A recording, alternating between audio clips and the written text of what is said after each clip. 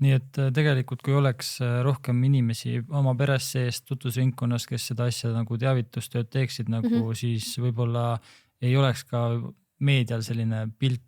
nagu Jaa, praegu on, eks ole, või inimestele nagu läbi meedia, sellepärast, et inimesed ise võtaksid selle vastutuse, et ei pea alati läbi politsei käima või läbi kohtute käima. absoluutselt, et minu sõnum olekski see, et tegelikult me tahame päriselt ka aidata. Et tahaks muuta seda kuvandit, et me ei ole need kurjad lastekaitsetöötajad, kes käivad ringi ja otsivad mingit peret, kelle pereelu nagu segada või sassi lüüa või kuidagi halba teha. Et meie eesmärk on aidata nii last kui pere ja nende edasi toimima saada nende elu ja elukorraldus ja päästa see laps, kes on jäänud elus hammasrataste vahele.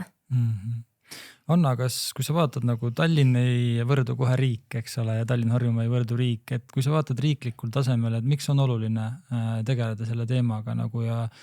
et kas riik nagu vaatab tulevikku ja panustab tulevikku selles osas, et te näete, et nagu see, ma ei tea, mingid erialad, mida õpetatakse või see juurdekasv, et kas seda on piisavalt, et nende ühiskonna probleemidega kaasa minna, sest et nagu Birgit mainis, siis vaimse tervise probleemid on üha kasvavad, eks ole, ja me tegelikult ju näeme, et inimesed ei saa seda abi, mida nad vajavad, eks. Kuidas sina tunnetuslikult ütleksid, kas sul on veel 5 aasta pärast laste heaolu spetsialiste, keda värvata? Tahaks väga loota, et on. Ja õudselt tahaks öelda tegelikult, et meil tahaks, et me areneks nii kiiresti, et meil pole vaja ühtegi lapse heaolu spetsialisti, et kui siis ainult ennetustööks on ja et Tallinn on ikkagi riigi suurim kohalik omavalitsus, et üsna selline võimas mass laste heaolu spetsialiste töötab riigi mõttes ka, eks ju meil. Aga riigi vaatest, ma arvan, et ikkagi tehakse ja toimetatakse selle huvides ja mitte ainult laste heaolu spetsialiste, vaid üldse erinevaid spetsialiste, kes saaks aidata, et kui me vaimse tervise mõttes räägime, et see on nagu ükskõik, mis teemas me lastest räägime, tuleb see vaimne tervis välja, on see siis kooli teemas või laste kaitse valdkonnas või üldse tervise valdkonnas, et siis see vaimne tervis on hästi oluline teema õnneks ja sellel teemal kõik toimetavad, mitte ainult sotsiaalvaldkond, vaid täpselt see, et haridus ja tervisevaldkond ka. Et kui me sinna kõik nagu rohkem panustame ja selle peale mõtleme, et siis ma arvan, meil on nii lapse heaolu spetsialiste kui teisi spetsialiste, kes panustaks ja järjest vähem, tahaks öelda, on meil abivajavaid lapsi, et me suudaks nagu ennetada mingeid probleeme. Aga kui ikkagi ütleme see maailm, mitte ainult isegi Eesti, kui me maailmas ka vaatame, et need probleemid ei kao mitte kuskile tegelikult, nii kaua kui meil on lapsed ja nii kaua kui meil on inimesed, jäävad meile need vägivalla probleemid, et me peaksime tänaseid väikseid lapsi suutma kasvatada terveteks täiskasvanuteks, et nendel võib-olla oleks lapsed tervemad, et see on nii pikaajaline protsess tegelikult. Aga me juba täna näeme, et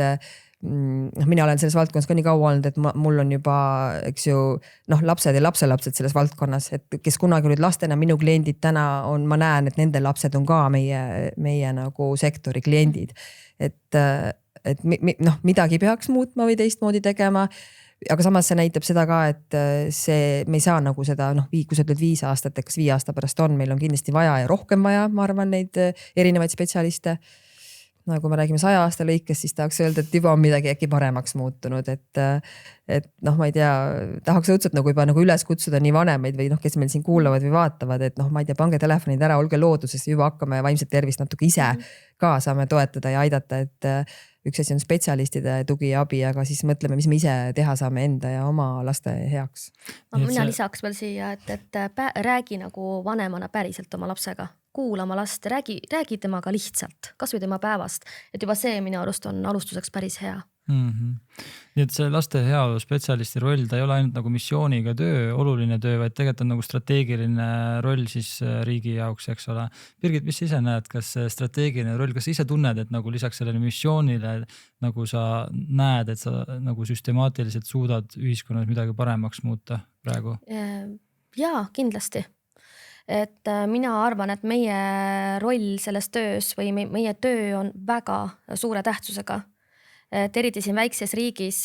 kus meil on palju lapsi ja kus meil on kahjuks palju abivajavaid lapsi. Minu käest on ka kunagi küsitud, et mis oleks sinu jaoks ideaalmaailm ja ma olen alati vastanud, et siis, kui lastekaitsetööd ei oleks enam kunagi vaja. Aga nagu Annagi ütles, siis seda ei juhtu ei 5 ega 50, ma ei tea, kas 100 aasta pärast see juhtub, aga need probleeme tuleb ainult juurde.